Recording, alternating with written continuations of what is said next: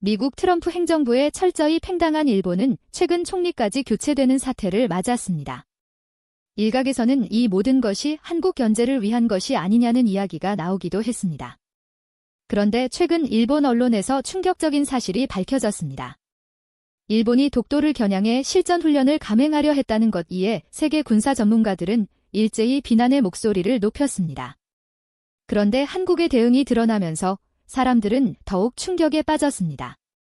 도대체 허를 찌른 한국의 태도가 무엇이었는지 알아보겠습니다. 워싱턴 발뉴스가 도쿄 방위성 회의실 스크린에 떠올랐을 때 저는 커피잔을 내려놓았습니다. 정확히는 떨어뜨렸습니다. 미국 국무부 대변인의 목소리가 차갑게 울려 퍼졌습니다. 한국은 인도-태평양 핵심 안보 파트너로 격상되며 반도체 및 배터리 분야 관세를 전면 면제받게 됩니다. 회의실은 얼어붙었습니다. 25년간 외교 안보 분야에서 일해온 저에게도 이런 충격은 처음이었습니다. 옆자리에 앉은 다나카 과장이 작게 중얼거렸습니다. 이게 무슨 소리입니까? 저는 대답하지 못했습니다. 화면 속 기자들이 질문을 쏟아내고 있었기 때문입니다. 일본은 어떻게 되는 겁니까? 한 기자가 물었습니다. 대변인은 잠시 망설이다 대답했습니다. 일본과는 별도의 협상 트랙을 유지하고 있습니다. 별도라는 단어가 가슴에 꽂혔습니다. 그것은 우선순위에서 밀렸다는 뜻이었기 때문입니다. 70년 동맹의 무게가 한순간에 깃털처럼 가벼워지는 순간이었습니다. 회의가 끝나고 복도로 나왔을 때 젊은 직원들이 수근거리는 소리가 들렸습니다. 미국이 우리를 버린 건가요? 한 직원이 불안한 목소리로 물었습니다. 선배 직원이 한숨을 쉬며 대답했습니다.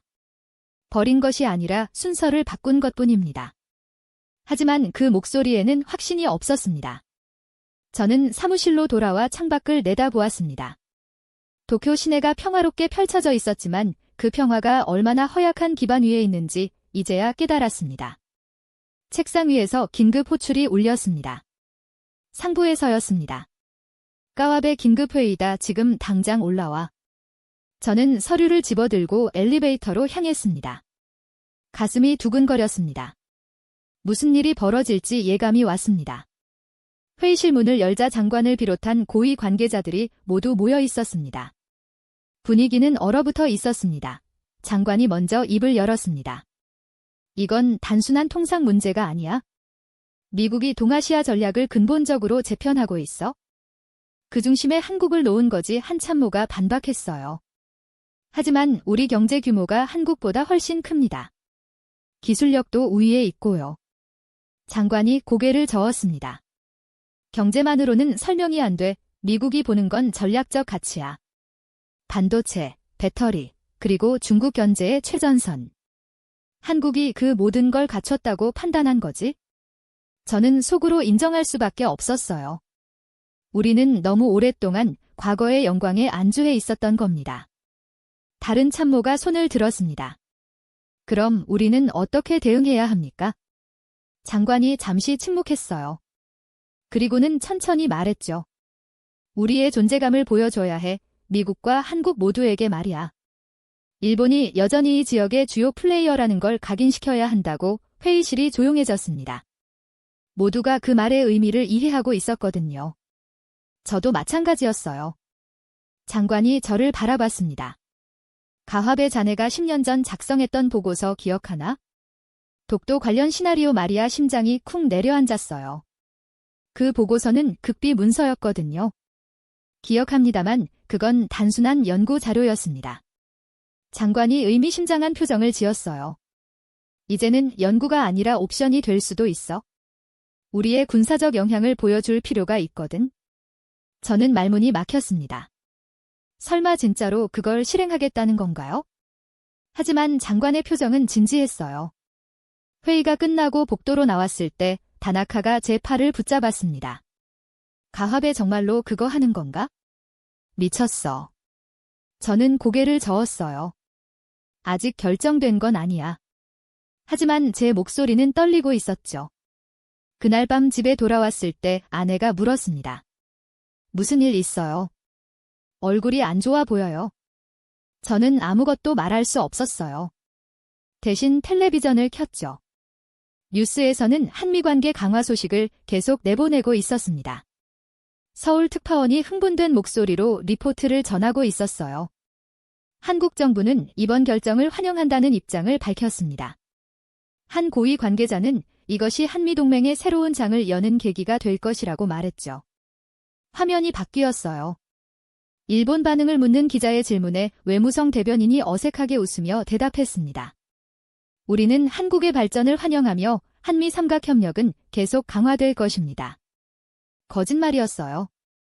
그 웃음 뒤에 숨은 굴욕감을 저는 너무나 잘 알고 있었으니까요. 침대에 누워서도 잠이 오지 않았습니다. 천장을 바라보며 생각했어요. 우리는 언제부터 이렇게 약해진 걸까? 아니, 약해진 게 아니라 세상이 바뀐 건지도 몰라요. 그리고 우리만 그 변화를 눈치채지 못한 거죠. 새벽 3시 휴대전화가 울렸어요. 장관실에서였습니다. 내일 오전 특별회의가 있네. 준비해 2개 전화를 끊고 창밖을 내다봤어요.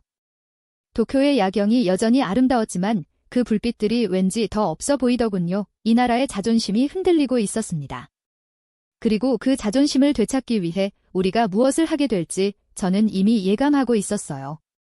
다음 날 아침 특별회의실에 들어섰을 때 이미 핵심 인사들이 모여 있었습니다. 장관, 방위성 차관, 그리고 자위대 작전본부장까지 평소라면 볼 수 없는 조합이었죠. 뭔가 큰일이 벌어지고 있다는 걸 직감했습니다. 장관이 문을 닫으라고 지시했어요. 경비 2명이 회의실 입구를 지켰습니다.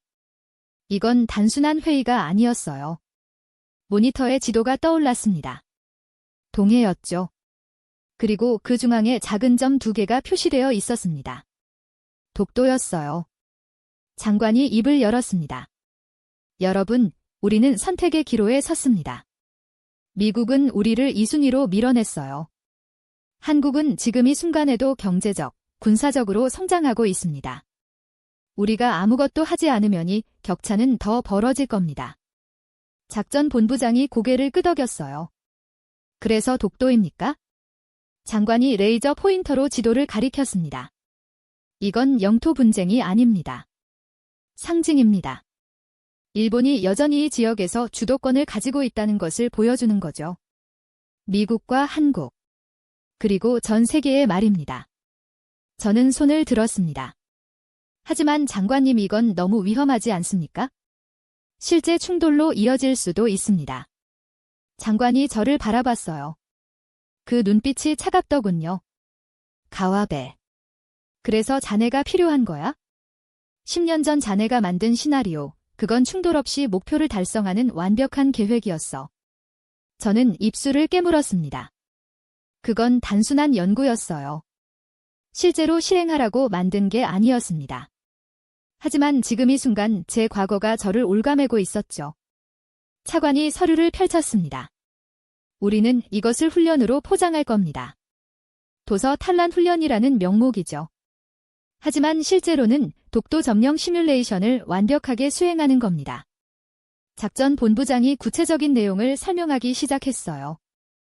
1단계 해상봉쇄 이지스 구축함 세척이 독도 주변 11위를 완전 차단합니다. 2단계 공중지원 이즈모급 항공모함에서 F-35B 전투기 8대가 출격하죠. 3단계 상륙작전 수륙이동단 150명이 고속정으로 독도 동도와 서도를 동시에 점령합니다. 저는 숨이 막혔습니다. 이건 제가 10년 전에 작성한 시나리오 그대로였거든요. 모든 단계, 모든 숫자가 정확히 일치했어요. 차관이 덧붙였습니다. 목표 시간은 3시간입니다. 한국군의 대응 시간을 감안하면 충분히 가능한 시간이죠. 저는 반대 의견을 냈습니다. 하지만 한국군도 가만히 있지 않을 겁니다. 그들의 전투기는 강릉기지에서 불과 20분 거리에 있습니다. 장관이 손을 흔들었어요. 그래서 훈련이라는 거야? 우리는 실제로 점령하지 않습니다. 다만 할 수 있다는 걸 보여주는 거죠. 능력의 과시입니다. 다나카가 조심스럽게 물었습니다. 미국의 반응은 어떨 것 같습니까? 장관이 냉소적으로 웃었어요. 미국은 이미 우리를 2순위로 밀어냈어. 이제는 우리가 얼마나 중요한 존재인지 상기시켜 줄 때야. 한국만 챙기다가는 일본을 이룰 수도 있다는 걸 보여줘야 합니다. 회의실이 조용해졌습니다. 모두가 이 계획의 위험성을 알고 있었지만 동시에 매력을 느끼고 있었어요. 굴욕을 당한 자존심을 회복할 수 있는 기회였으니까요. 작전 본부장이 일정을 발표했습니다. 2주 후 실시합니다. 그때까지 모든 준비를 완료하죠. 언론에는 정기훈련이라고만 발표하고요. 저는 마지막으로 한 번 더 시도했습니다. 장관님, 정말로 이게 최선입니까? 다른 방법은 없습니까? 장관이 책상을 탁 쳤어요. 가화배 자네는 25년간 이 분야에서 일했어. 다른 방법이 있으면 진작에 찾았겠지? 지금 우리에게 필요한 건 말이 아니라 행동이야. 힘을 보여줘야 해. 회의가 끝나고 복도로 나왔을 때 다나카가 제 어깨를 두드렸습니다. 가와베 괜찮아. 얼굴이 창백해. 저는 고개를 저었어요. 괜찮지 않아. 이건 잘못된 거야? 하지만 말리지 못한 제 자신이 한심했습니다. 다나카가 작게 속삭였습니다. 우리가 뭘 할 수 있겠어? 이미 결정된 일이야. 그냥 명령을 따르는 수밖에. 사무실로 돌아와서 10년 전 제가 작성한 보고서를 꺼내봤어요. 표지에는 극비라는 도장이 선명하게 찍혀 있었죠. 페이지를 넘기면서 과거의 제 자신을 원망했습니다. 왜 이런 걸 만들었을까? 당시에는 단순한 학술 연구라고 생각했어요. 가능성을 타진해보는 시뮬레이션일 뿐이었죠. 하지만 지금은 그게 실제 작전 계획이 되어버렸습니다. 보고서 마지막 페이지에 제가 써놓은 결론이 있었어요. 본 시나리오는 군사적으로는 실행 가능하나? 정치 외교적 파장을 고려할 때 절대 실행되어서는 안 된다. 저는 그 문장을 한참 바라봤습니다. 10년 전에 저는 현명했어요. 하지만 지금의 일본은 그 경고를 무시하고 있었죠. 휴대전화가 울렸습니다. 기술팀장이었어요. 가와시 시뮬레이션 준비 시작합니다. 시스템 설계 회의에 참석해주세요. 저는 한숨을 쉬었습니다. 이제 돌아갈 수 없는 강을 건너기 시작한 겁니다. 창밖을 내다봤어요. 도쿄의 하늘은 맑았지만 제 마음속에는 먹구름이 끼고 있었습니다. 이 계획이 어떤 결과를 가져올지 저는 예감하고 있었거든요. 그리고 그 예감은 불길했습니다. 기술팀 회의실에 들어섰을 때 이미 엔지니어들이 여러 대의 모니터 앞에 앉아 있었습니다. 화면에는 복잡한 네트워크 다이어그램이 떠 있었죠. 시뮬레이션 시스템 구축 작업이 한창이었습니다. 팀장 사토가 저를 반겼어요. 가와베 씨 드디어 오셨군요. 지금 시스템 아키텍처를 검토하는 중입니다. 저는 의자에 앉으며 물었습니다. 진행 상황은 어떻습니까? 사토가 화면을 가르쳤어요. 기본 프레임워크는 완성했습니다. 군 통신망과 연동해서 실시간 시뮬레이션이 가능하도록 설계했죠. 문제는 현실감을 얼마나 구현하느냐인데요. 젊은 엔지니어 하나가 손을 들었습니다. 그래서 제한이 있습니다. 민간 전력망 데이터를 연동하면 훨씬 현실적인 시뮬레이션이 가능합니다. 저는 고개를 갸우뚱했어요. 민간 전력망이요. 왜 그게 필요하죠? 엔지니어가 설명을 시작했습니다. 실제 작전 상황에서는 민간 인프라가 중요한 변수가 됩니다. 전력 공급, 통신망, 교통 시스템 같은 것들이요. 이런 데이터를 실시간으로 반영하면 시뮬레이션의 정확도가 크게 올라갑니다. 사토가 보충 설명을 했어요. 쉽게 말하면 도쿄 전력 시스템과 연결해서 실제 전력 수요와 공급 데이터를 받아오는 겁니다. 그러면 작전 수행 시 필요한 전력, 통신 부하 같은 걸 정확하게 계산할 수 있죠. 저는 불안감이 들었습니다. 하지만 그건 보안상 위험하지 않습니까? 군 시스템과 민간 시스템을 연결한다는 게 다른 엔지니어가 대답했어요. 물론 위험은 있습니다. 하지만 방화벽을 여러 겹으로 설치하고 읽기 전용으로만 연결하면 문제 없을 겁니다. 사토가 자신있게 말했습니다. 저희가 이미 테스트를 여러 번 했습니다. 안전합니다. 저는 망설였어요. 뭔가 찜찜한 느낌이 들었거든요. 하지만 기술적인 부분은 제 전문 분야가 아니었습니다. 그리고 무엇보다 상부에서는 완벽한 시뮬레이션을 원했죠. 좋습니다.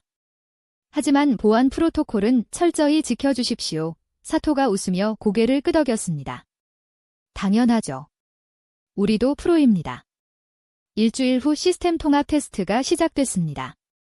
저는 중앙 통제실에서 모니터를 지켜보고 있었어요. 화면에는 실시간으로 변하는 수많은 데이터가 표시되고 있었습니다. 사토가 키보드를 두드렸습니다. 지금부터 민간 전력망과 연결합니다. 모니터에 새로운 창이 떴어요. 도쿄 전력공사 실시간 데이터, 지역별 전력 소비량, 발전소 가동률, 송전망 상태 같은 정보들이 흘러나오고 있었습니다. 연결 완료. 데이터 수신 정상 사토가 보고했죠. 저는 24시였습니다. 다행이군요. 문제없이 작동하는 것 같습니다. 하지만 그때였어요. 한 모니터에서 경고 메시지가 떴습니다. 노란색 깜빡이는 아이콘이었죠. 젊은 엔지니어가 당황한 목소리로 말했습니다. 이상합니다. 방화벽에서 경고가 뜨고 있어요. 사토가 재빨리 다가갔습니다. 뭐가 문제입니까? 데이터 패킷이 예상보다 많이 들어오고 있습니다. 읽기 전용으로 설정했는데 양방향 통신이 감지되고 있어요. 저는 자리에서 일어났습니다. 양방향이라고요? 그게 무슨 뜻입니까? 사토가 땀을 흘리며 키보드를 두드렸어요. 우리 시스템에서 민간 전력망으로 뭔가 신호가 나가고 있습니다. 이건 설계상 불가능한 일인데 다른 엔지니어가 소리쳤습니다. 연결을 끊으세요. 지금 당장 사토가 엔터키를 연타했지만 화면은 변하지 않았어요. 안 됩니다. 시스템이 명령을 받지 않습니다. 저는 팀장의 어깨를 붙잡았습니다. 무슨 소리입니까? 지금 무슨 일이 벌어지고 있는 겁니까? 사토가 창백한 얼굴로 대답했습니다. 시뮬레이션 프로그램이 폭주하고 있습니다. 스스로 학습하면서 민간 전력망의 제어 신호까지 접근하려고 하고 있어요. 이건 AI 알고리즘의 예상치 못한 동작입니다. 다른 모니터에서도 경고음이 울리기 시작했습니다. 빨간색 경고 메시지가 연달아 떴죠. 시스템 과부하 네트워크 충돌 감지 비정상 트래픽 급증. 저는 소리쳤습니다. 전원을 내리세요. 메인 서버를 강제 종료하는 겁니다. 엔지니어 한 명이 서버실로 뛰어갔어요. 하지만 이미 늦었습니다. 메인 모니터에 거대한 빨간 글씨가 떴습니다. 시스템 임계점 도달 제어 불능. 그 순간 통제실의 모든 불이 깜빡였어요. 그리고 몇 초 후 정전이 됐습니다. 비상등만이 희미하게 켜졌죠. 사토가 떨리는 목소리로 말했습니다. 가와 씨, 큰일 났습니다. 우리 건물만이 아니라 외부 전력망까지 영향을 받은 것 같습니다. 저는 창문으로 달려갔습니다. 밖을 내다보니 주변 빌딩들의 불이 하나 둘씩 꺼져가고 있었어요. 도쿄 도심 한복판에서 정전이 퍼져나가고 있었습니다. 휴대전화를 꺼내 장관실에 전화를 걸었습니다. 손이 떨렸어요. 장관님, 긴급 상황입니다. 시뮬레이션 시스템이 오작동을 일으켜서 민간 전력망에 영향을 주고 있습니다. 장관의 목소리가 차갑게 들렸습니다. 영향이라니 구체적으로 말해보게. 저는 창밖의 어둠을 바라보며 대답했습니다. 도쿄 도심 일부가 정전되고 있습니다. 그리고 아직 퍼지고 있습니다. 전화기 너머로 장관이 숨을 들이키는 소리가 들렸어요. 얼마나 심각한가? 저는 사토를 돌아봤습니다. 사토가 고개를 저었죠? 그 표정만으로도 충분히 알 수 있었습니다. 매우 심각합니다. 그리고 아직 통제가 안 되고 있습니다. 그날 밤 도쿄의 불빛이 사라지기 시작했습니다. 통제실은 혼란 그 자체였습니다. 비상등 불빛 아래에서 엔지니어들이 노트북을 켜고 필사적으로 복구 작업을 시도하고 있었죠. 하지만 메인 시스템은 여전히 응답하지 않았습니다. 사토가 땀을 뚝뚝 흘리며 보고했습니다. 백업 전원으로 일부 시스템을 되살렸지만 민간 전력망과의 연결은 여전히 끊을 수가 없습니다. 프로그램이 완전히 폭주 상태입니다. 저는 휴대전화로 상황실과 계속 통화하고 있었어요. 피해 범위가 어느 정도입니까? 상황실 담당자의 목소리가 긴박했습니다. 도쿄 중심부 6개 구역에서 정전이 확인됐습니다. 현재도 확산 중이고요. 도쿄전력공사에서는 원인 파악 중이라고 합니다. 저는 눈을 감았습니다. 원인은 우리였죠. 하지만 그걸 인정할 수는 없었습니다. 1시간 후 장관이 직접 통제실로 내려왔습니다. 표정이 굳어 있었어요. 까와베 지금 상황을 정확히 보고하게 저는 모니터를 가리키며 설명했습니다. 시뮬레이션 프로그램이 AI 학습 과정에서 예상치 못한 동작을 했습니다. 민간 전력망의 제어 시스템에 접근해서 일부 변전소의 작동을 교란시켰습니다. 장관이 차갑게 물었습니다. 복구 가능한가? 사토가 고개를 저었습니다. 현재로서는 어렵습니다. 시스템을 완전히 종료해야 하는데 그러면 더 큰 충격이 전력망에 갈 수 있습니다. 장관의 얼굴이 창백해졌어요. 그럼 어떻게 하자는 건가? 저는 입을 열었습니다. 단계적으로 시스템을 격리하면서 천천히 종료해야 합니다. 하지만 최소 6여 시간은 걸릴 것 같습니다. 장관이 시계를 봤습니다. 이미 밤 10시였죠. 6시간이면 새벽 4시다. 그때까지 도쿄 시민들은 어둠 속에 있어야 한다는 건가? 아무도 대답하지 못했습니다. 장관이 휴대전화를 꺼냈어요. 총리실에 보고해야겠어? 하지만 뭐라고 설명해야 할지 잠시 후 긴급대책회의가 소집됐습니다. 총리실 도쿄도청 도쿄전력공사 관계자들이 화상으로 연결됐죠. 총리가 먼저 물었습니다. 정전 원인이 밝혀졌습니까? 장관이 망설였습니다. 저는 그 침묵의 의미를 알았어요. 진실을 말할 것인가 아니면 숨길 것인가? 장관이 입을 열었습니다. 기술적 오류로 보입니다. 정확한 원인은 조사 중입니다. 거짓말이었습니다. 도쿄도 지사가 날카롭게 물었습니다. 기술적 오류라니 구체적으로 어떤 오류입니까? 장관이 시선을 피했어요. 전력 공급 시스템의 일시적 장애입니다. 곧 복구될 것입니다. 총리가 지시했습니다. 언론 대응은 신중하게 하도록 국민 불안을 최소화해야 합니다. 일시적 정전으로 발표하고 복구 중이라고만 하세요. 회의가 끝난 후 장관이 저를 불렀습니다. 가합의 이번 일은 극비로 처리한다. 군사 시뮬레이션과의 연관성은 절대 밖으로 나가서는 안 돼. 저는 반박했습니다. 하지만 장관님, 피해가 발생하고 있습니다. 병원, 지하철, 수많은 시민들이 영향을 받고 있습니다. 진실을 말해야 하지 않습니까? 장관이 책상을 쳤습니다. 진실을 말하면 어떻게 되는지 알아. 일본 방위성이 민간 시스템을 마비시켰다는 게 알려지면 정부가 무너진다고 자네도 책임에서 자유로울 수 없어. 저는 할 말을 잃었습니다. 장관의 말이 맞았으니까요.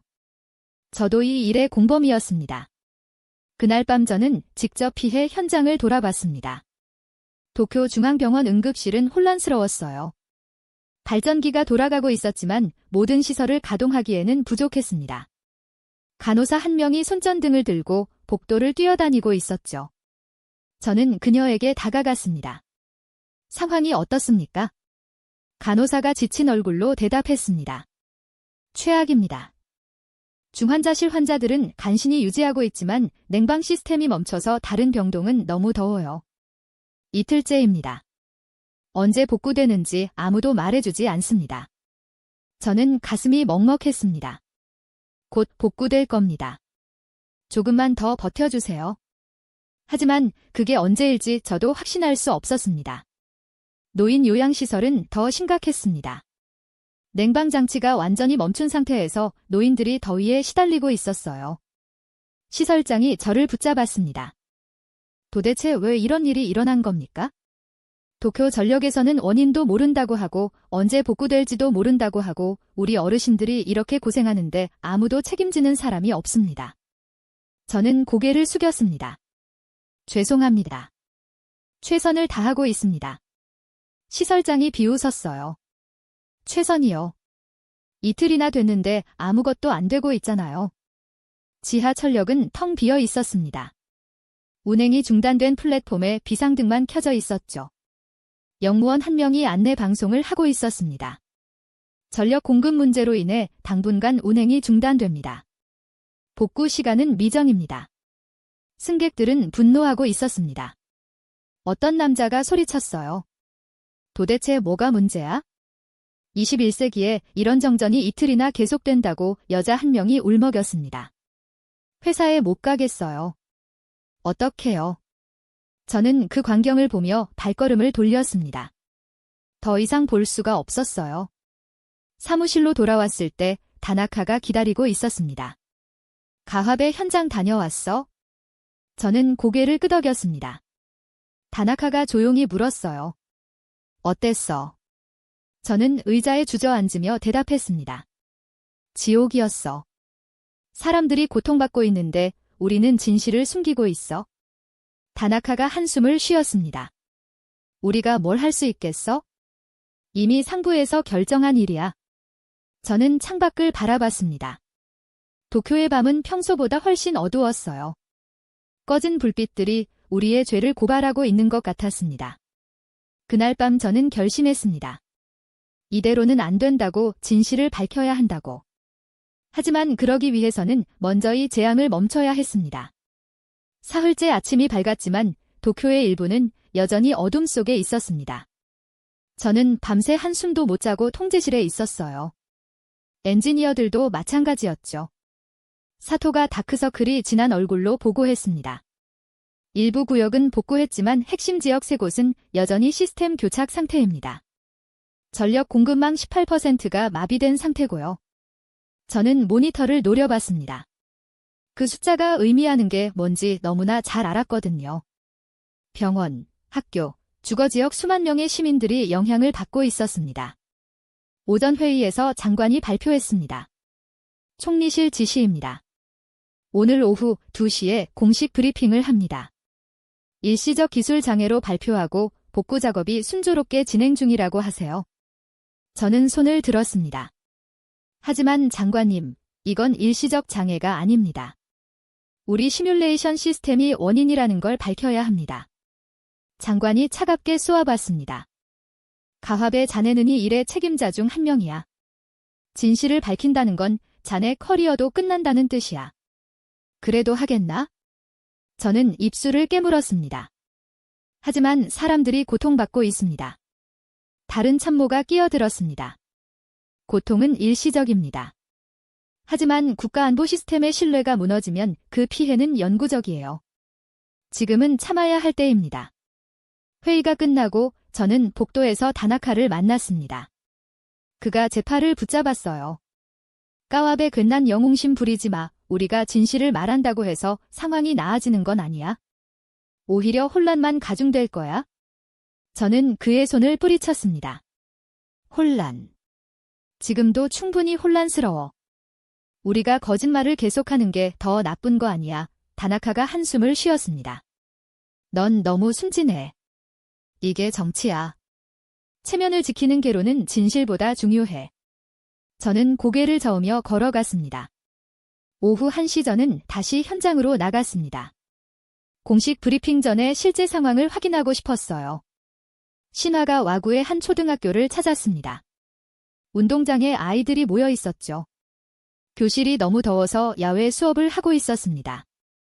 교감 선생님이 저를 맞았습니다. 방위성에서 오셨다고요? 저는 고개를 숙였습니다. 상황 파악 차왔습니다. 교감이 운동장을 가리쳤어요. 보시다시피입니다. 에어컨이 안 돼서 교실 온도가 35도를 넘습니다. 아이들이 쓰러질 지경이에요. 급식도 제대로 못 만들고 있고요. 한 아이가 제게 다가왔습니다. 손에 촛불을 들고 있었어요. 아저씨, 우리 집에도 전기 안 와요. 엄마가 매일 촛불 켜놓고 있어요. 언제 전기 다시 와요? 저는 아이의 맑은 눈을 볼 수가 없었습니다. 곧 올 거야. 조금만 기다려. 하지만 제 목소리는 떨리고 있었습니다. 병원으로 향하는 길에 편의점에 들렀습니다. 냉장고가 작동하지 않아서 음료수를 다 버린 상태였어요. 점주가 한탄했습니다. 이틀 동안 매출이 제로예요. 음식은 다 상했고 누가 책임져 줍니까?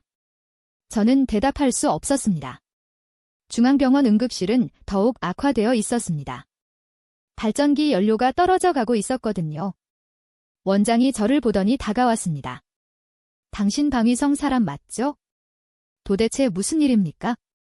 도쿄 전력에서도 속 시원한 답을 안 해요. 저는 변명을 늘어놓았습니다. 원인 파악 중입니다. 최선을 다하고 있습니다.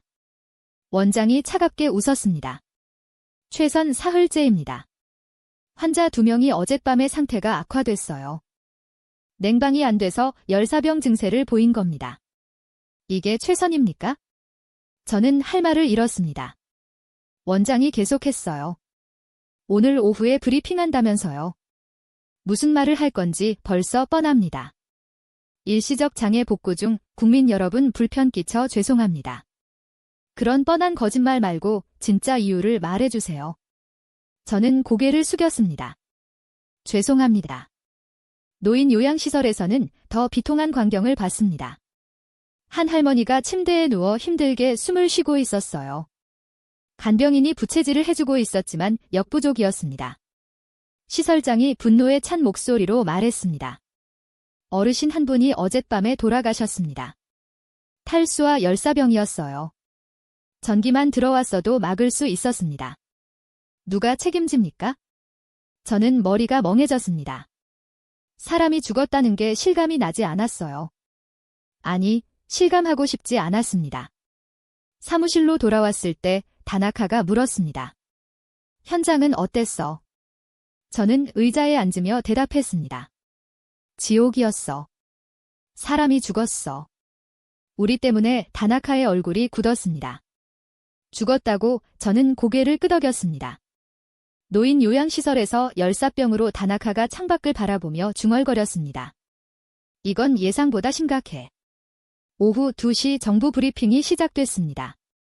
저는 뒤편에서 지켜보고 있었어요. 대변인이 준비된 원고를 읽었습니다. 도쿄 일부 지역의 전력 공급 장애는 기술적 오류로 인한 일시적 현상입니다. 현재 복구 작업이 순조롭게 진행되고 있으며 곧 정상화될 것입니다. 국민 여러분께 불편을 끼쳐 죄송합니다. 기자들이 질문을 쏟아냈습니다. 정확한 원인이 뭡니까? 언제 완전 복구됩니까? 사상자는 없습니까? 대변인은 모호하게 답변했습니다. 조사 중입니다. 최대한 빠른 시일 내에 확인된 바 없습니다. 모두 거짓말이었습니다. 브리핑이 끝나고 저는 회의실로 갔습니다. 장관이 있었어요. 저는 문을 닫고 말했습니다. 장관님, 사람이 죽었습니다. 요양시설에서 노인 한 분이 장관이 고개를 끄덕였습니다. 들었네. 불행한 일이지? 저는 믿을 수가 없었습니다. 불행한 일 그게 다입니까? 우리가 죽인 겁니다. 장관이 차갑게 말했습니다. 가화배 진정하게 감정적으로 굴면 판단력을 잃어 저는 책상을 쳤습니다. 감정적이라고요? 사람이 죽었는데 감정적이면 안 됩니까? 장관이 자리에서 일어났습니다. 자네 지금 선 넘고 있어? 조심하게. 저는 그의 눈을 똑바로 봤습니다. 저는 더 이상 거짓말 못합니다. 진실을 밝히겠습니다. 장관이 냉소했습니다. 그래, 그럼 자네 인생도 끝이야. 각오는 됐나? 저는 고개를 끄덕였습니다. 됐습니다. 나흘째 아침 통제실에는 절망감이 가득했습니다. 엔지니어들의 얼굴에서 희망을 찾을 수 없었죠. 사토가 모니터를 가리키며 보고했습니다. 시스템 격리를 시도했지만 실패했습니다. 프로그램이 자가 복제를 하면서 더 깊숙이 전력망에 침투하고 있습니다. 저는 한숨을 쉬었습니다. 그럼 이제 어떻게 해야 합니까? 젊은 엔지니어가 떨리는 목소리로 말했습니다. 솔직히 저희 능력론 한계입니다. 이건 우리가 만든 프로그램이지만 이제는 통제할 수 없는 괴물이 됐어요. 다른 엔지니어도 거들었습니다. 시스템 일부는 완전히 파괴됐습니다. 코어 부분이 손상되어서 복구가 불가능합니다. 저는 창밖을 바라봤습니다. 도쿄 시내 일부는 여전히 어둠에 잠겨 있었어요. 낮제입니다. 전력망 18%가 마비된 상태고 수도 공급도 일부 지역에서 끊겼습니다. 통신망도 불안정했죠. 그날 오후 저는 다시 현장을 돌았습니다. 거리는 조용했지만 그 조용함은 평화가 아니라 절망이었어요. 신화가 와구 아파트 단지를 지나갔습니다. 주민들이 모여서 회의를 하고 있었죠. 한 남자가 분노에 찬 목소리로 말했습니다. 나흘째입니다. 정부는 대체 뭘 하고 있습니까? 여자 한 명이 울먹였습니다. 물도 제대로 안 나와요. 아이들이 씻지도 못하고 있어요. 저는 그들을 보다가 발걸음을 돌렸습니다. 볼 수가 없었어요. 중앙병원 상황은 더욱 악화되어 있었습니다. 발전기 연료가 바닥나고 있었거든요. 원장이 저를 보더니 다가왔습니다. 가와 씨 이제 한계입니다. 발전기 연료가 내일이면 떨어져요. 그러면 중환자실도 멈춥니다. 저는 고개를 숙였습니다. 최선을 다하고 있습니다. 원장이 비웃었습니다. 최선 나흘이나 됐는데 아무것도 해결 안 됐잖아요. 노인 요양시설에서는 더 참담한 광경을 봤습니다. 냉방 시스템이 멈춘 상태에서 노인들이 더위에 시달리고 있었어요. 시설장이 저를 붙잡았습니다. 어르신 두 분이 더 위독해지셨어요. 이러다가 또 누가 돌아가시면 어떡합니까? 저는 아무 말도 할 수 없었습니다. 한 어린이 집 앞을 지나갔습니다. 아이들이 운동장에서 놀고 있었죠. 실내가 너무 더워서 밖으로 나온 거였습니다. 한 아이가 선생님에게 물었습니다. 선생님, 우리 집엔 언제 불요? 엄마가 이제 안 온대요. 선생님이 아이를 안아주며 대답했습니다. 곧 올 거야. 조금만 기다려. 하지만 선생님의 얼굴에도 확신이 없었습니다. 저는 그 모습을 보다가 눈물이 날 것 같았어요. 사무실로 돌아왔을 때 긴급회의 소집 통보가 와 있었습니다. 회의실에 들어서니 장관을 비롯한 고위 관계자들이 모여 있었어요. 분위기가 무거웠습니다. 장관이 먼저 입을 열었습니다. 상황 보고 받았네. 기술팀으로는 복구가 불가능하다고 사토가 고개를 숙였습니다. 죄송합니다. 저희 능력론 한계입니다. 시스템 코어 부분이 손상되어서 전문가가 필요합니다. 한 참모가 물었습니다. 일본대 다른 전문가는 어떻습니까? 사토가 대답했습니다. 이미 도쿄, 교토대 교수님들까지 다 모셔왔습니다. 하지만 모두 같은 결론이었습니다. 이건 우리 수준을 넘어선 문제라고 회의실이 조용해졌습니다. 단나카가 조심스럽게 말했습니다. 그럼 외부 도움을 받아야 하는 거 아닙니까? 장관이 한숨을 쉬었습니다. 외부라면 어디를 말하나? 저는 입을 열었습니다. 미국입니다. 실리콘밸리에는 이런 시스템 전문가들이 많습니다. 장관이 고개를 끄덕였습니다. 미국 동맹국인이 도와주겠지 즉시 연락하게 저는 회의실을 나오며 안도했습니다. 미국이라면 분명 도와줄 거라고 생각했죠. 70년 동맹의 무게를 믿었으니까요. 하지만 저는 몰랐습니다. 그 믿음이 곧 산산조각 날 거라는 걸 그날 밤 집으로 돌아가는 길에 어린아이 하나를 봤습니다. 촛불을 들고 어머니와 함께 걷고 있었어요. 아이가 어머니에게 물었습니다. 엄마, 이제 우리 집엔 불안와 어머니가 아이의 머리를 쓰다듬으며 대답했습니다. 올 거야. 조금만 기다려. 저는 그 모습을 보며 주먹을 쥐었습니다. 반드시 해결해야 한다. 어떻게든 집에 도착해서 창밖을 내다봤습니다. 도쿄의 일부는 여전히 어두웠어요. 나흘째 밤이었습니다. 저는 미국에서 좋은 소식이 오기를 간절히 기도했습니다. 다음 날 아침 미국 대사관과의 화상회의가 예정되어 있었습니다. 저는 일찍 출근해서 자료를 준비했죠. 장관도 평소보다 일찍 나왔습니다. 미국이라면 분명 도와줄 거야. 70년 동맹이 뭔가 장관의 목소리에는 확신이 있었어요. 저도 그렇게 믿었습니다. 오전 10시 화상회의가 시작됐습니다. 스크린에 미국 국무부 시야 담당관이 나타났죠. 중년의 백인 남성이었습니다. 표정이 무척 딱딱했어요. 장관이 먼저 인사했습니다. 바쁘신 중에 시간 내주셔서 감사합니다. 담당관이 고개를 끄덕였습니다. 무슨 일로 연락하셨습니까? 장관이 상황을 설명했습니다. 도쿄에 심각한 전력 시스템 장애가 발생했습니다. 우리 기술진으로는 복구가 어려운 상황입니다. 미국의 기술 지원을 요청합니다. 담당관이 잠시 침묵했습니다. 그리고는 조심스럽게 입을 열었죠. 상황은 파악하고 있습니다. 하지만 현재 우리 기술 인력 배치 상황이 어렵습니다. 장관의 얼굴이 굳었습니다. 어렵다는 게 무슨 뜻입니까? 담당관이 말했습니다. 워싱턴의 정책 우선순위가 재조정되고 있습니다. 현재 우리 사이버 보안 전문가들은 인도 태평양 전략의 핵심 과제에 집중하고 있습니다. 저는 불길한 예감이 들었습니다. 장관이 목소리를 높였습니다. 일본은 미국의 가장 오래된 동맹국입니다. 70년간 함께 해왔습니다. 담당관이 무표정하게 대답했습니다. 물론입니다. 일본은 중요한 파트너입니다. 하지만 현재 우리 전문 인력은 한국의 반도체 시설 보안 프로젝트에 투입되어 있습니다.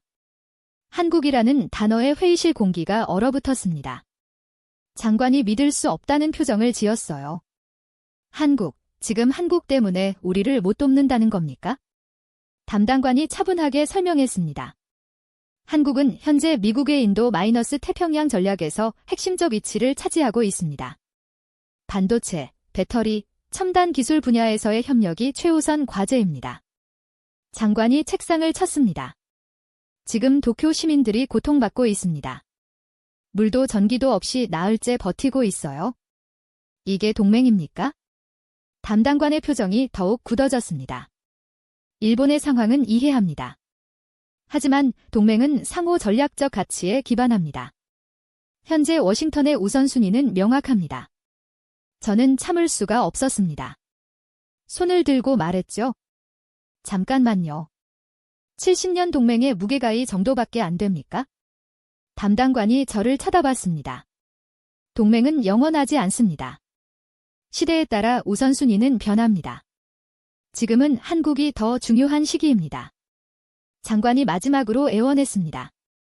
그럼 언제쯤 지원이 가능합니까? 담당관이 서류를 넘기며 대답했습니다. 최소 3주는 걸릴 것 같습니다. 한국 프로젝트가 마무리된 후에나 가능합니다. 3주라는 말에 저는 기가 막혔습니다. 3주면 도쿄가 완전히 무너질 시간이었죠. 장관이 떨리는 목소리로 말했습니다. 3주는 너무 깁니다. 그때까지 기다릴 수 없어요? 담당관이 냉정하게 대답했습니다. 죄송합니다. 이것이 현재 우리가 제시할 수 있는 최선입니다. 화면이 꺼졌습니다. 회의실은 충격에 휩싸였죠. 아무도 말을 하지 못했습니다. 장관이 주먹으로 책상을 내리쳤습니다. 이게 말이 되나? 70년 동맹이 이렇게 허무하게 무너지다니카가 조용히 말했습니다. 미국은 이미 선택을 했습니다. 한국을 선택한 겁니다. 저는 의자에 주저앉았습니다. 믿었던 동맹이 무너지는 순간이었어요. 회의가 끝나고 복도로 나왔을 때 젊은 직원 하나가 물었습니다. 과장님, 미국이 도와준다고 했습니까? 저는 고개를 저었습니다. 아니, 거절당했어. 직원의 얼굴이 창백해졌습니다. 그럼 어떻게 합니까? 저는 대답할 수 없었습니다. 사무실로 돌아와 창밖을 바라봤습니다. 도쿄 시내가 보였어요. 일부는 여전히 어둠 속에 있었죠. 다나카가 제자리로 왔습니다. 가와베는 한참을 침묵했습니다. 그리고 조용히 중얼거렸죠. 한국이라면 다나카가 놀란 표정을 지었습니다. 뭐라고? 저는 그를 돌아봤습니다. 한국말이야. 한국이라면 도와줄 수 있지 않을까? 다나카가 고개를 저었습니다. 미쳤어. 독도 문제로 그렇게 신경전 벌이던 나라한테 도움을 청한다고 저는 모니터를 켰습니다. 한국의 사이버 보안 기술을 검색하기 시작했어요. 자료들이 하나씩 떴습니다.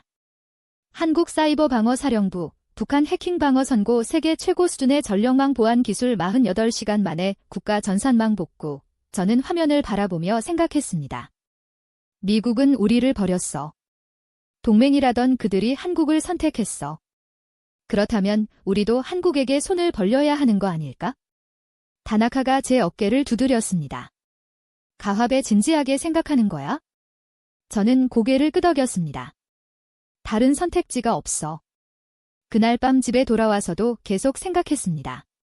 한국에게 도움을 청한다는 것, 우리가 그동안 무시하고 경쟁하고 때로는 적대시했던 그 나라에게 자존심이 상했습니다. 굴욕적이었죠? 하지만 창밖 어둠 속에 있는 도쿄를 보며 저는 깨달았습니다. 지금은 자존심을 챙길 때가 아니라 사람을 살릴 때라는 것을 저는 결심했습니다. 내일 아침 장관에게 제안하겠다고 한국에게 도움을 요청하자고 다음날 아침 장관 실문을 두드렸습니다. 들어오게 장관은 피곤한 얼굴로 서류를 보고 있었어요. 밤새 잠을 못 잔 것 같았습니다. 장관님 제안이 있습니다. 장관이 고개를 들었습니다. 말해보게 저는 심호흡을 하고 말했습니다. 한국의 도움을 요청하는 게 어떻겠습니까? 장관의 손이 멈췄습니다.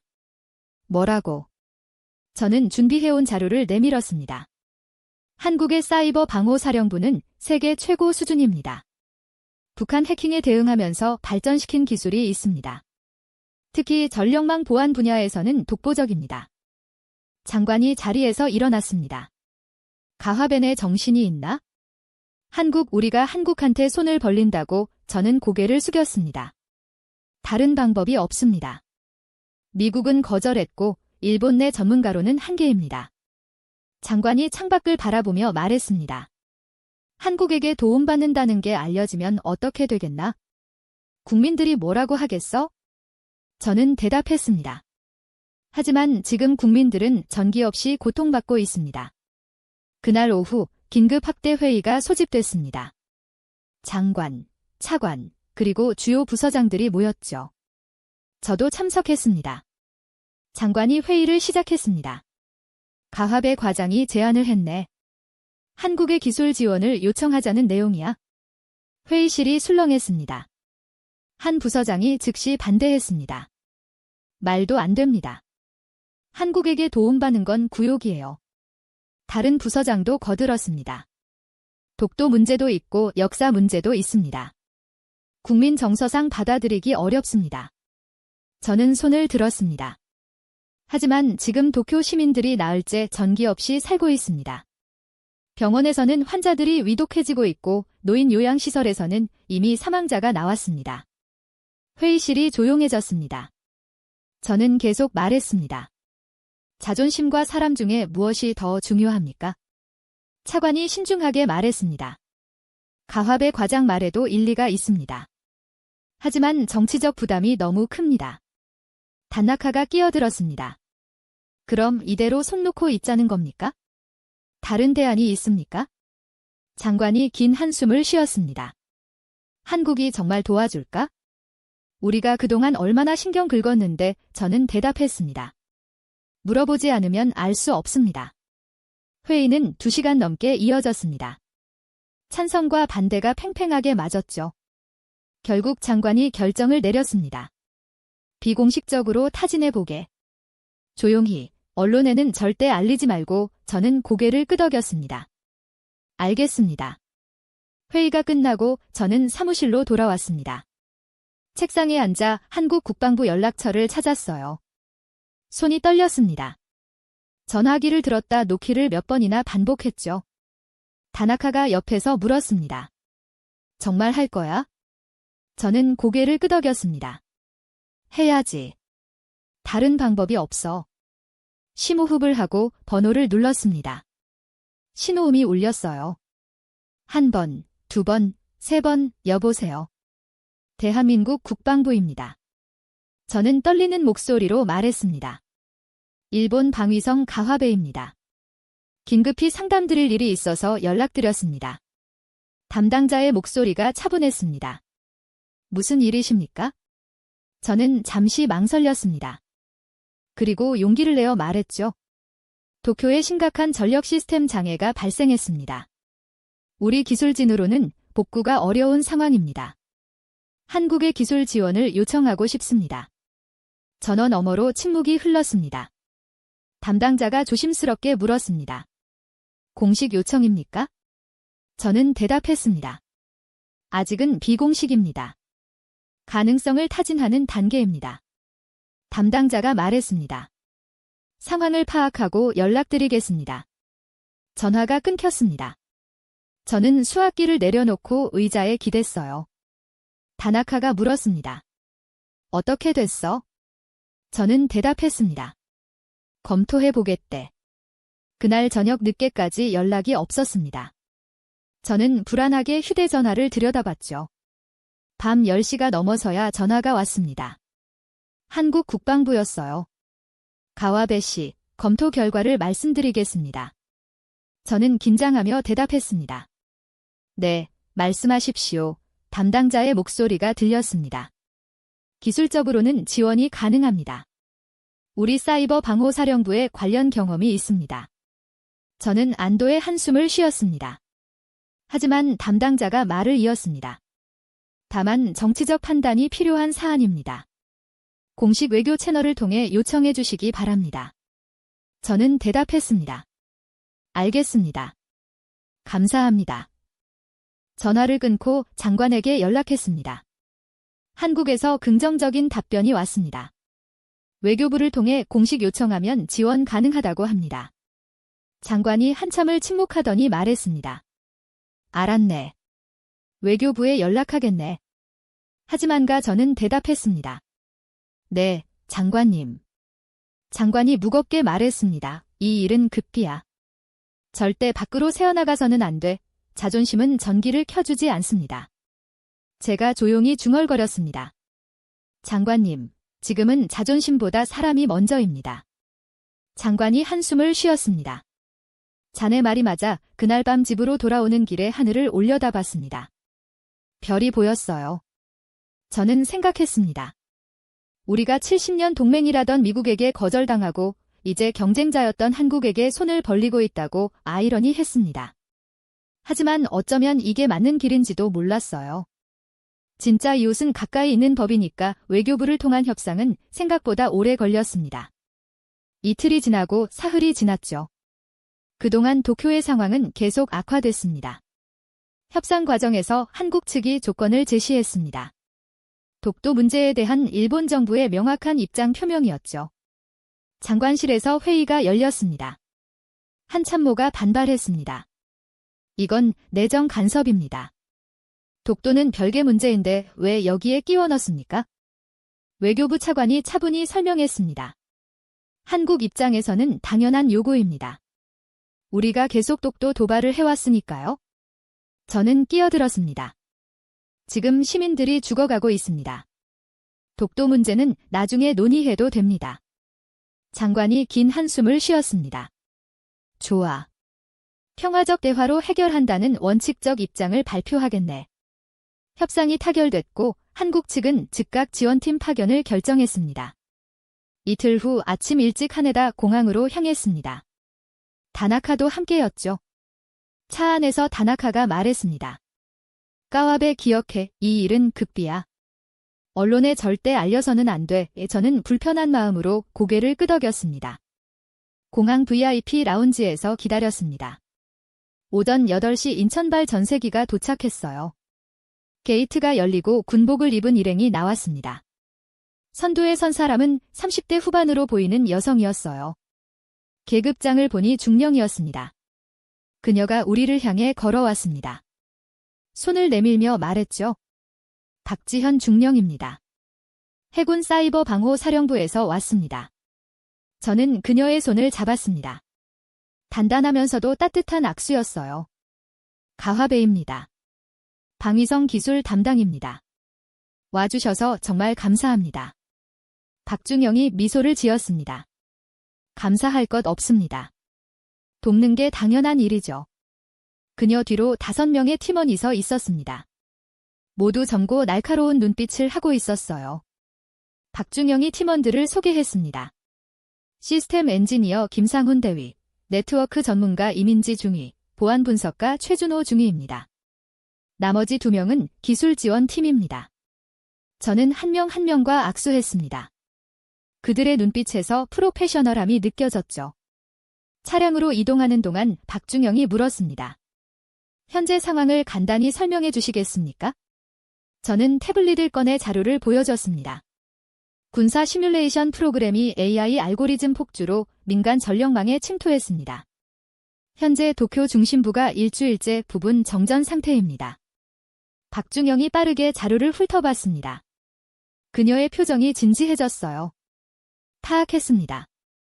AI 알고리즘의 자가 복제와 확산이군요. 우리도 3년 전 비슷한 경험이 있습니다. 저는 놀라서 물었습니다. 한국도 이런 일이 있었습니까? 박중영이 고개를 끄덕였습니다. 북한의 사이버 공격으로 발전소 제어 시스템이 마비된 적이 있습니다.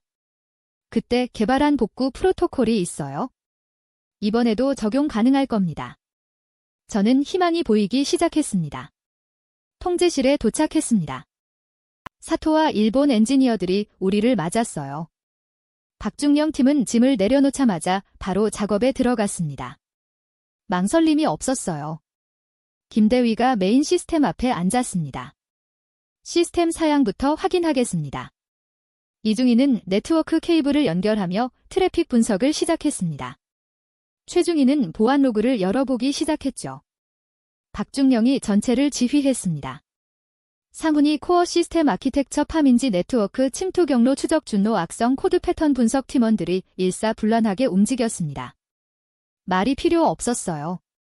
손짓 하나로 서로를 이해하는 것 같았습니다.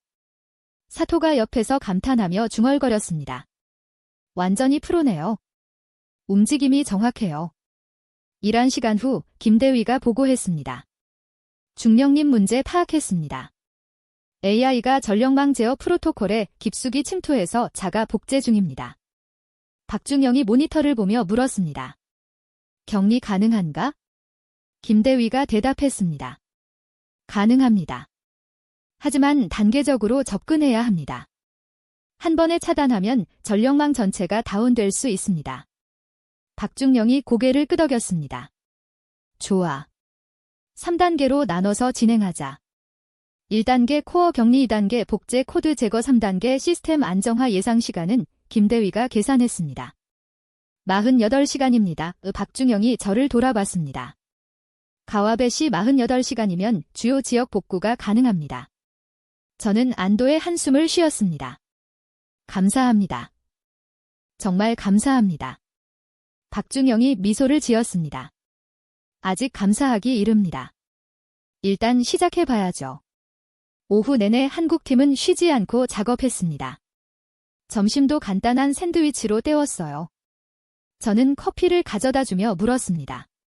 중영님, 좀 쉬시는 게 어떻습니까? 박중영이 모니터를 보며 대답했습니다. 괜찮습니다. 빨리 끝내야 시민들이 편해지니까요. 그녀의 말에 저는 가슴이 뭉클했습니다. 우리를 돕기 위해 온 사람이 오히려 우리 시민을 걱정하고 있었으니까요. 저녁 7시쯤 이중희가 보고했습니다. 중령님 네트워크 침투 경로 파악 완료했습니다. 총 17개 경로입니다. 박중영이 확인하고는 지시했습니다. 좋아. 우선 순위 높은 경로부터 차단 시작. 밤 10시가 넘었지만 그들은 여전히 작업 중이었습니다. 저는 다나카에게 말했습니다. 숙소로 모시는 게 어떨까요? 다나카가 고개를 저었습니다. 본인들이 계속하겠다는데 새벽 2시 전은 통제실 구석 의자에서 졸고 있었습니다. 갑자기 환호성이 들렸어요. 됐습니다. 김대위가 소리쳤습니다. 코어 시스템 격리 성공. 박중영이 확인하고는 미소를 지었습니다. 잘했어. 이제 절반은 왔다. 다음 날 오후 드디어 그 순간이 왔습니다. 박중영이 마지막 명령을 내렸어요. 최종 복구 시작. 모니터에 녹색불이 하나씩 켜지기 시작했습니다. 신나가와구 전력 공급 체계. 미나토구 시스템 정상화 추호구 송전망 복구 완료. 저는 창밖을 내다봤습니다. 일주일간 어둠에 잠겨있던 도쿄에 불빛이 돌아오고 있었습니다. 사토가 감격하며 소리쳤습니다. 됐습니다. 정말 해내셨어요. 박중영이 담담하게 말했습니다. 아직 완전히 끝난 게 아닙니다. 안정화 작업이 남았어요. 하지만 저는 이미 눈물이 날 것 같았습니다. 일주일 만에 도쿄의 불빛이 돌아왔으니까요. 그날 밤 도쿄는 환했습니다. 일주일 만에 돌아온 불빛이었죠. 저는 통제실 참가에 서서 그 광경을 바라봤습니다. 도쿄 타워에 불이 켜졌고 빌딩들이 하나씩 빛나기 시작했어요. 박중영이 옆으로 다가왔습니다. 아름답네요. 저는 고개를 끄덕였습니다. 중영님 덕분입니다. 박준영이 고개를 저었습니다. 우리 팀 모두의 노력이죠. 그리고 일본 기술진 분들도 잘 협조해 주셔서 가능했습니다. 다음 날 아침 최종 점검이 진행됐습니다. 이중희가 보고했습니다. 모든 구역 전력 공급 정상입니다. 네트워크 트래픽도 안정적입니다. 최중희도 확인했습니다. 시스템 안정성 98% 이상 징후 없습니다. 박준영이 저를 돌아보며 말했습니다. 가아베 씨 복구 완료했습니다. 저는 깊이 허리를 숙였습니다. 정말 감사합니다. 중영님과 팀원 여러분이 아니었다면 불가능했을 겁니다. 박준영이 손을 내었습니다. 당연한 일을 했을 뿐입니다. 사토가 다가와 박준영에게 말했습니다. 중영님 정말 대단하십니다. 저희가 열흘 동안 못한 걸 이틀 만에 해내셨어요. 박준영이 미소를 지었습니다. 경험의 차이일 뿐입니다. 우리도 비슷한 일을 겪어봤으니까요. 그날 오후 저는 현장을 다시 돌아봤습니다. 신화가 와구 초등학교부터 찾았죠.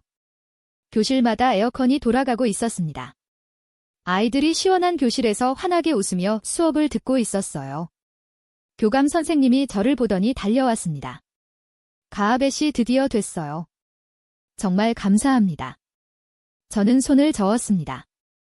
제가 아니라 다른 분들 덕분입니다. 교감이 물었습니다. 그분들께 감사 인사를 드리고 싶은데 가능할까요? 저는 난처한 표정을 지었습니다. 죄송하지만 어려울 것 같습니다.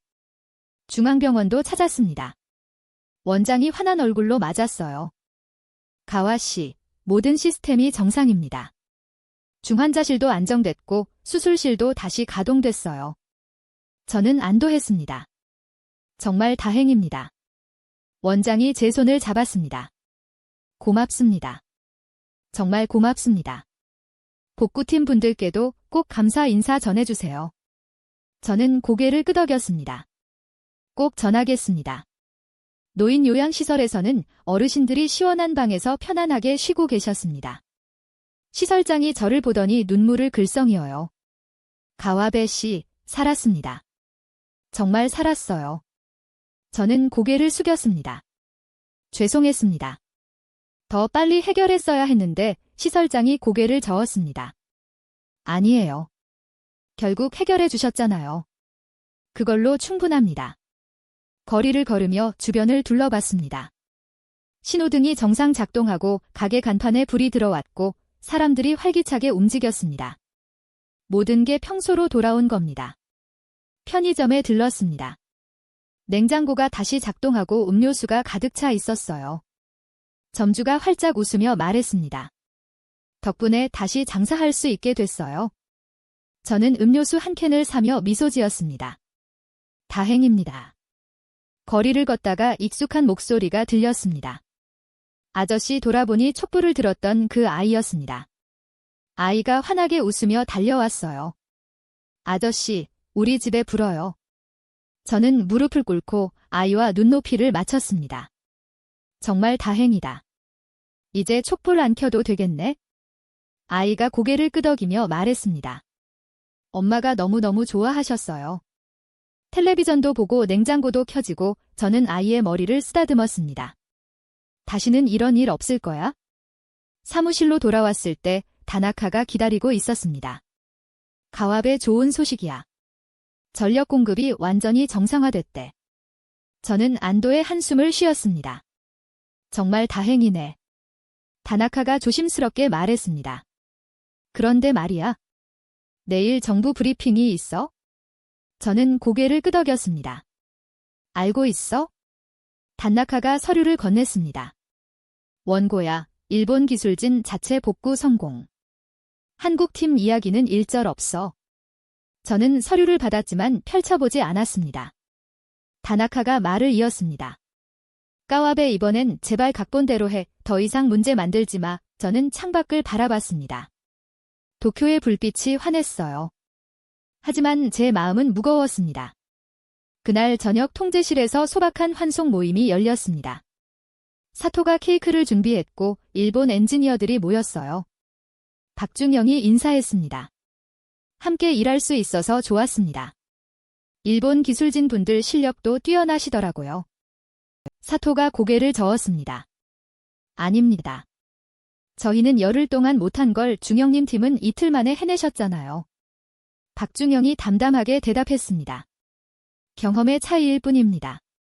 누구나 처음 겪는 일은 어렵습니다. 환송회가 끝나고 저는 박중영과 잠시 옥상으로 올라갔습니다. 도쿄 야경이 한눈에 보였죠. 박중영이 난간에 기대며 말했습니다. 정말 아름다운 도시예요. 저는 고개를 끄덕였습니다. 중영님이 살려주신 도시입니다. 박중영이 미소를 지었습니다. 우리는 좋은 것뿐이에요. 살린 거니 도시 사람들의 힘입니다. 저는 조심스럽게 물었습니다. 중영님, 내일 정부 브리핑이 있습니다. 박중영이 저를 돌아봤습니다. 알고 있어요. 저는 말을 이었습니다. 중영님과 팀원분들 이야기는 나오지 않을 것 같습니다. 박중영이 담하게 대답했습니다. 예상했어요. 괜찮습니다. 저는 고개를 숙였습니다. 죄송합니다. 이건 제가 원한 게 아닙니다. 박중영이 제 어깨를 두드렸습니다. 가와 씨, 우리는 인정받으려고 온 게 아니에요. 저는 그녀를 바라봤습니다. 박중영이 도쿄 야경을 바라보며 말했습니다. 적을 돕는 게 아닙니다. 사람을 돕는 겁니다. 정치와 사람은 다르잖아요. 저기 불 켜진 건물들에 사는 사람들. 그들은 그냥 평범한 시민들이에요. 저는 가슴이 뭉클했습니다. 박중영이 계속 말했습니다. 조용히 도와주고 조용히 돌아가는 것, 그게 우리가 원한 거예요. 저는 그녀의 말에 부끄러워졌습니다. 우리는 체면을 챙기느라 진실을 숨기려 하는데 그들은 인정조차 바라지 않았으니까요. 박중영이 시계를 봤습니다. 이제 들어가시죠. 내일 일찍 출국해야 해서요. 저는 그녀를 따라 통제실로 돌아왔습니다. 우릴 살린 건 동맹이 아니라 그들이었군.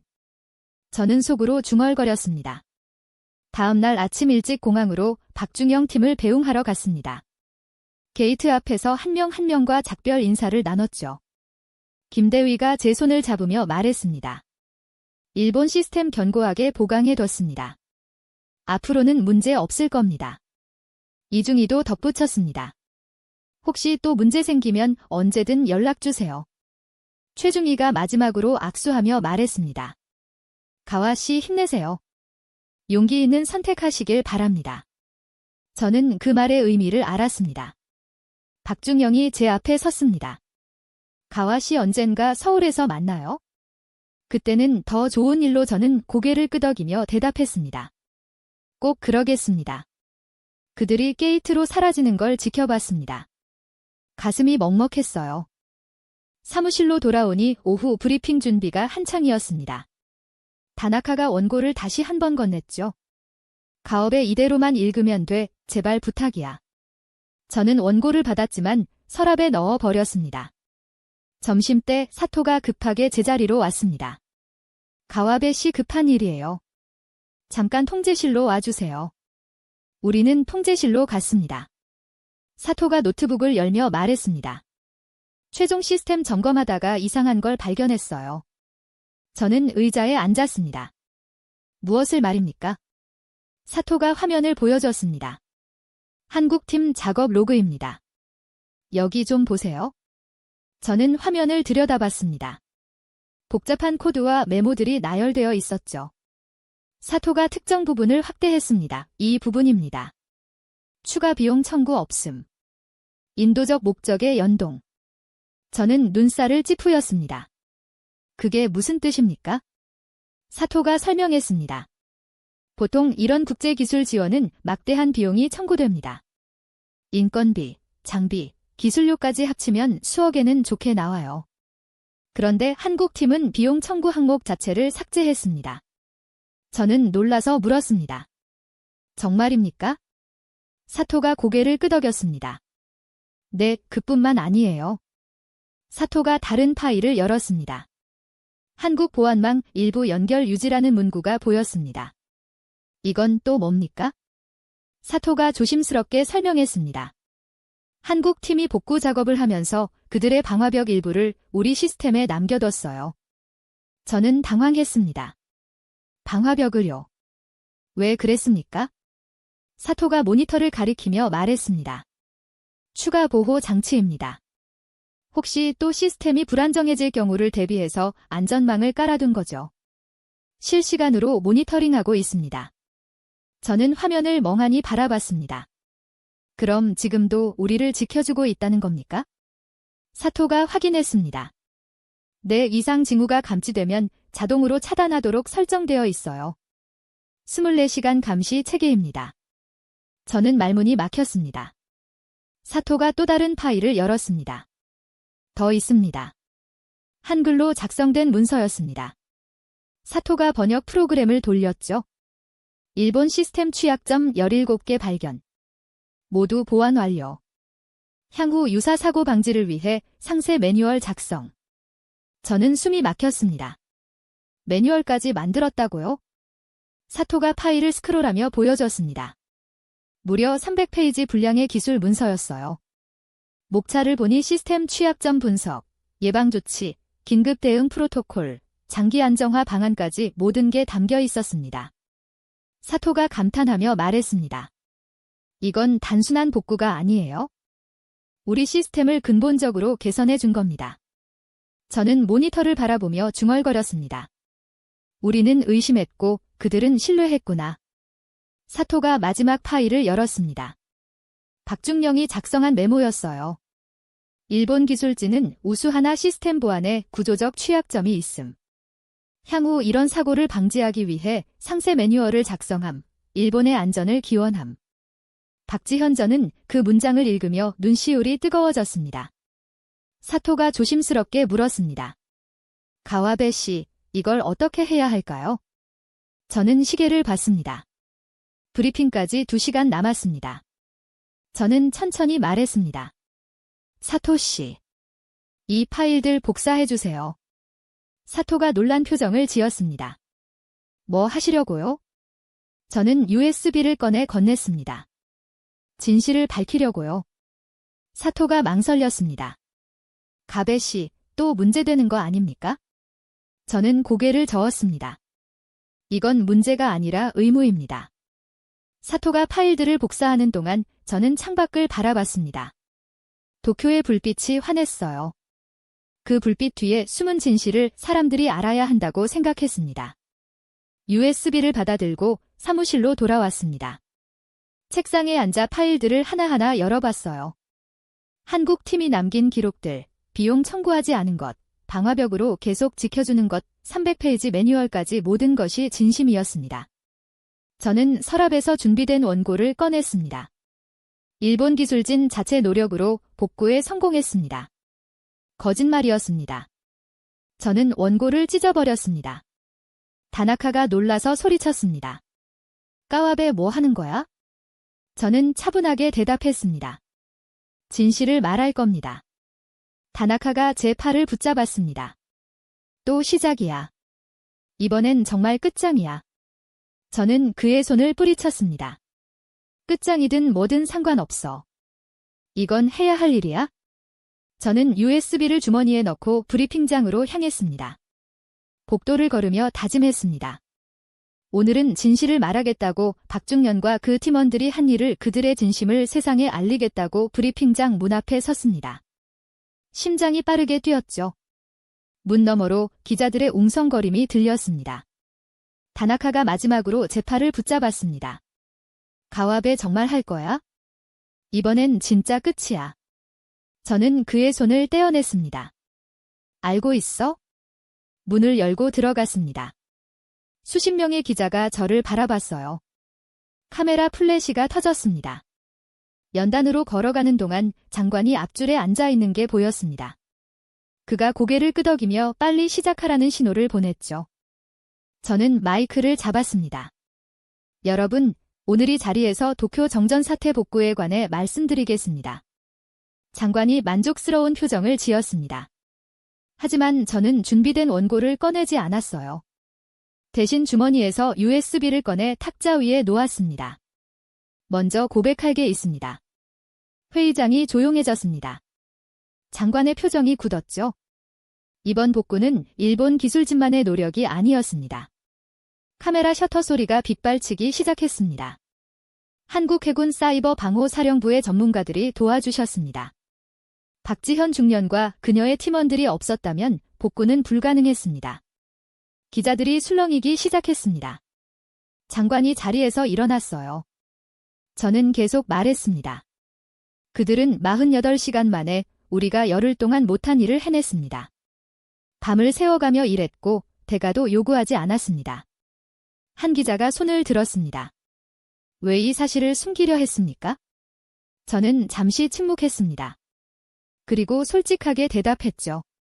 체면이었습니다. 한국에게 도움받았다는 사실을 인정하기 부끄러워했습니다. 장관이 제 팔을 붙잡으려 했습니다. 하지만 저는 한 발짝 물러섰어요.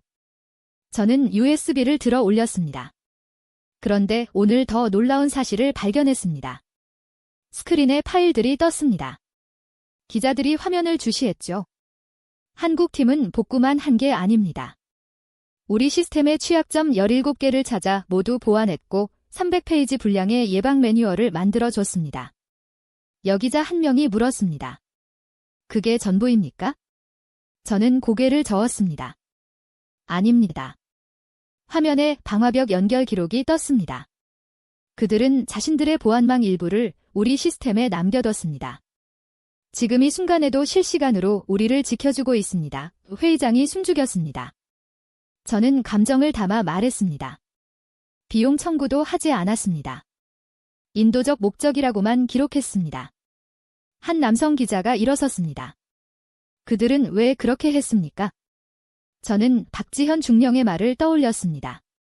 적을 돕는 것이 아니라 사람을 돕는 것이라고, 정치와 사람은 다르다고. 제 목소리가 떨렸습니다. 이제 깨달았습니다. 진짜 강한 나라는 침묵 속에서도 옳은 일을 하는 나라입니다. 인정받지 못해도 감사받지 못해도 묵묵히 사람을 돕는 나라입니다. 박수가 터져 나왔습니다. 한 기자가 일어서서 박수쳤고 다른 기자들도 하나 둘 따라 일어났습니다. 저는 마지막으로 말했습니다. 우리는 70년 동맹이라던 미국에게 거절당했습니다. 하지만 우리가 경쟁자로 여겼던 한국이 손을 내밀어 주었습니다. 이것이 진정한 이웃입니다. 장관은 굳은 얼굴로 회의장을 빠져나갔습니다. 브리핑이 끝나고 복도로 나왔을 때 장관이 기다리고 있었습니다. 가와벤에 끝났어. 저는 고개를 끄덕였습니다. 알고 있습니다. 장관이 차갑게 말했습니다. 당장 사표 내. 저는 주머니에서 준비한 봉투를 꺼냈습니다. 여기 있습니다. 장관이 황당한 표정을 지었습니다. 정말 작정했구만. 저는 대답했습니다. 네, 작정했습니다. 진실을 말하기로. 저는 복도를 걸어 나왔습니다. 밖으로 나오니 저녁 공기가 시원했습니다. 자유로웠습니다. 그날 밤 뉴스는 제 브리핑으로 도배됐습니다. 모든 방송사가 긴급 속보를 내보냈습니다. 한국기술팀 도쿄 구했다. 조용한 영웅들. 숨겨진 진실 드러나. 소셜미디어가 폭발했습니다. 댓글이 쏟아졌습니다. 한국에 감사해야 한다. 왜 숨기려 했나? 부끄럽다. 가와베에게 감사한다. 다음 날 아침 총리가 긴급 기자회견을 열었습니다. 한국 정부와 한국 국민께 진심으로 감사드립니다. 특히 박지현 중령과 사이버 방호사령부 팀원들께 깊은 감사를 표합니다. 오후에는 시민단체들이 움직이기 시작했습니다. 한국에 감사하는 시민 모임이 결성됐습니다. 일주일 후 도쿄시청 앞 광장에 거대한 현수막이 걸렸습니다. 저는 그 앞에 섰습니다. 하얀 천에 큰 글씨로 적혀 있었습니다. 조용한 영웅에게 아리가토 코리아. 주변에 시민들이 모여들었습니다. 꽃다발을 놓는 사람도 있었고 사진을 찍는 사람도 있었습니다. 한 대학생이 다가왔습니다. 가와베 시조 진실을 말해주셔서 감사합니다. 한 주부도 말했습니다. 덕분에 우리가 누구에게 도움받았는지 알았어요. 촛불을 들었던 아이도 어머니와 함께 왔습니다. 아이가 제게 그림을 건넸습니다. 한국 국기와 일본 국기가 손을 잡고 있는 그림이었습니다. 저는 무릎을 꿇고 아이를 안았습니다. 고마워, 정말 예쁜 그림이다. 그날 저녁 휴대전화가 울렸습니다. 박중령이었습니다. 저는 급히 받았습니다. 가와베 씨 뉴스 봤어요. 저는 웃으며 대답했습니다. 진실을 말했을 뿐입니다. 박중령이 말했습니다. 곤란해지셨죠? 저는 고개를 저었습니다. 아닙니다. 오히려 후련합니다. 박중령이 잠시 침묵하다 말했습니다. 언젠가 서울에서 꼭 만나요? 그때는 친구로. 저는 대답했습니다. 꼭 그렇게 하겠습니다. 전화를 끊고 하늘을 올려다봤습니다. 별이 총총했습니다. 도쿄의 불빛이 화려하게 빛나고 있었습니다. 저는 그 불빛을 바라보며 중얼거렸습니다. 우린 오늘 자존심 대신 존중을 배웠다. 진짜 강한 나라가 무엇인지 알았다. 진정한 이웃이 누구인지 깨달았다. 도쿄의 밤은 밝았습니다. 하지만 더 밝은 것은 사람들의 마음이었습니다. 거짓이 아닌 진실로, 오만이 아닌 겸손으로 빛나는 마음.